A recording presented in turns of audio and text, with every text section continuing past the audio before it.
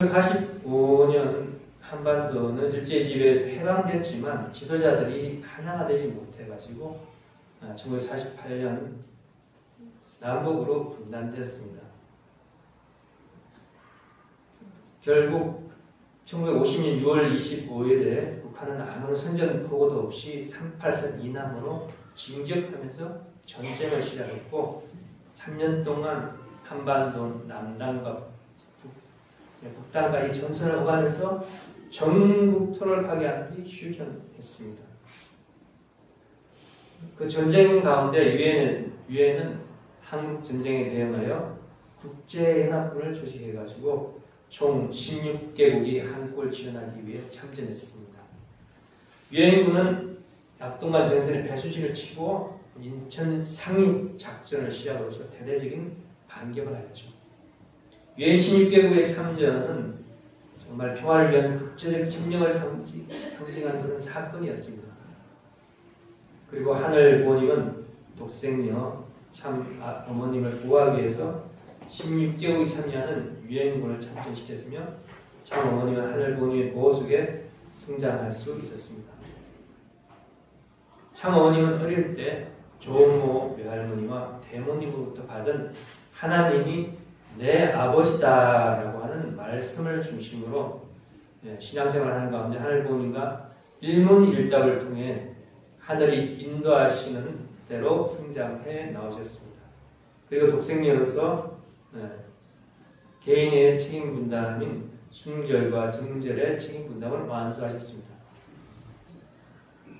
드디어 1959년 가을이 지나갈 무렵 하늘 부모님은 참 어머님께 직접 현몽하셔가지고 나는 알파의 오메가이니 창세전부터 우주의 어머니를 기다려왔다 라고 하시면서 독생녀로서 책임 분담을 완성한 참 어머님을 어린 양 후인잔치의 신부로서 인칭하셨던 것입니다.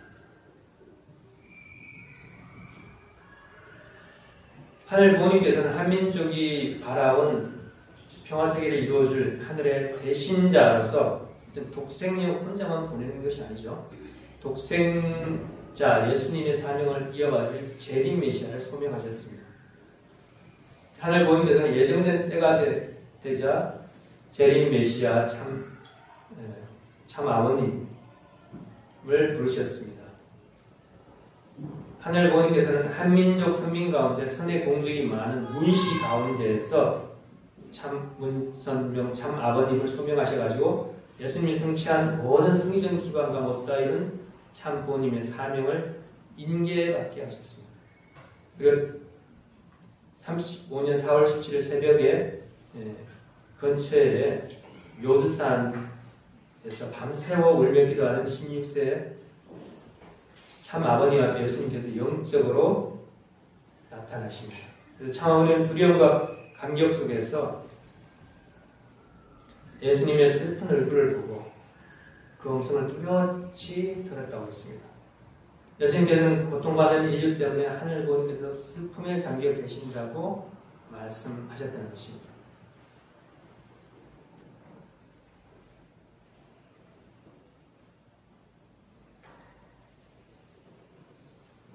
참 아버님은 소명을 받고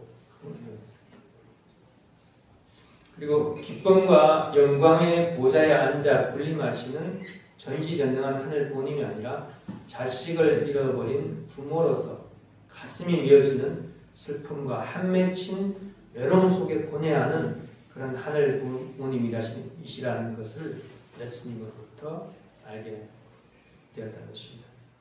그러면서 그런 하늘 부모님의 섭리를 위해서 예수님 자신이 못다 이룬 사명을 대신 맡아달라고 예수님께서 부탁하셨다는 것입니다. 인류를 죄악과 고통과 불행으로부터 건져내서 한 많은 하늘 부모님을 해방해드리는 본래 예수님이 시장에서 하늘 부모님을 위해서 이루고자 했던 참 부모의 그 사명을 대신 감당해달라고 당부하셨던 것입니다.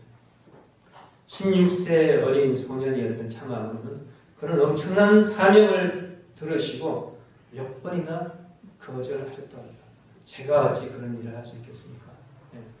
저는 못합니다. 몇 번이나 거절했지만 결국은 당신을 부르신 하늘 부모님의 서글픈 사정을 모른 채 할 수는 없었다는 것입니다.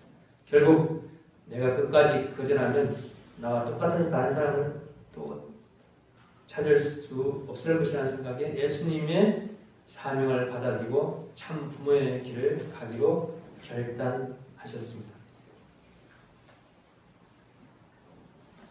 참 아버님이 이러한 소명을 받고 재림 메시아로서 독생리를 맞이하여 어린 양 혼인 잔치를 위한 기반을 준비하셔야 했습니다. 그래서 예수님께서 다 밝히지 못했던 그 진리의 말씀을 찾아가지고 독생리를 환영할 수 있는 기독교 환경권을 조성하고 국가적인 기관에 의해서 독생리와 맞이해가지고 어린 양 혼인 잔치를 준비해야 하는 것이 재림 메시아의 책임이었던 것입니다.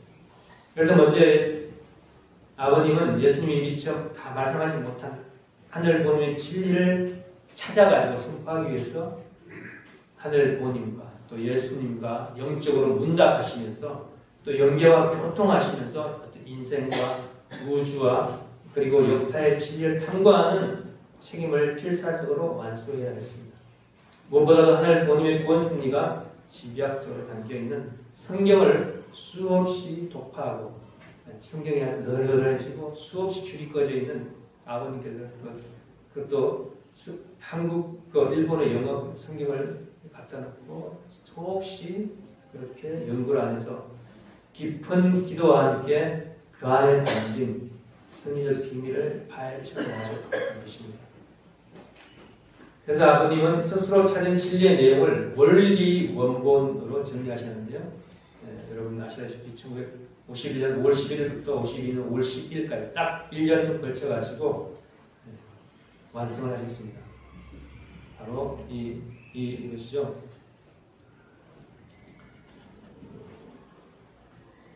이것이 직접 쓰신 원리원본입니다. 57년에 제자들이 이 원리원본을 원리 해설을 출판하였고 그것을 보완해서 66년에 원리 강론이 출판돼서 기본 교재로 사용되어 왔던 것입니다. 이로써 참 아버님은 독생리를 맞이하기 위한 기반 가운데 진리를 찾아 선포하는 사명을 이루셨습니다. 다음으로 참 아버님이 기독교가 독생리를 환영할 수 있는 기반을 조성해냈습니다. 참 아버님께서는 독생리를 맞이할 수 있는 기독교의 기반을 조성하기 위해 가지고 준비된 기독교의 하늘의 뜻을 전하러 찾아다니셨습니다. 가장 먼저 준비된 신령 공동체 하늘의 승리를 밝히셨는데 그들은 참 아버님을 받아들이지 못하고 불신합니다. 이스라엘 수도원에도 갔죠. 또 여호와의 부인이라는 박노가한테 갔죠. 다음으로 또 신사 참배를 거부한 기독교 그룹과 당시 제도권의 영향력을 행사하고 있던 주류 기독교의 하나의 승리를 전했습니다. 그들 역시 참 아버님 불신하고 오히려 핍박하고 말았습니다. 끝끝내 기독교가 불신함으로써 독생리를 환영하는 기독교 환경권을 조성하기가 어렵게 되었던 것입니다. 기독교 말씀을 전파하려 어디까지 갔어요? 북한 유교가 터지기 전에 46년에 북한에 가서 대동건설 거치고 흥남감옥 왜 갔습니까? 기독교를 재림주님이 오신다는 걸 믿고 기다리는 어떻게 보면 그 사람들을 찾아갔죠. 재림주님이 오실 거라 믿고 국중교대 예수님 오실 때까지 태어나서부터 33세까지 매일 갈아입을 옷을 다 만들어 놓고 이불을 만들어 놓고 정성 들여서 기도하고 정성 들이고 만들고 또 제대로 못 먹었다고 뭐 일주일에 한 번씩 꼭 상다리로 상을 차려가지고 예수님께 또 제사 드리듯이 그렇게 하고 그렇게 재림주님을 맞이하려고 준비했던 그 집단을 찾아서 북한의 가족들을 버리고하셨죠. 하지만 그들도 아버님을 알아보지 못했던 거죠.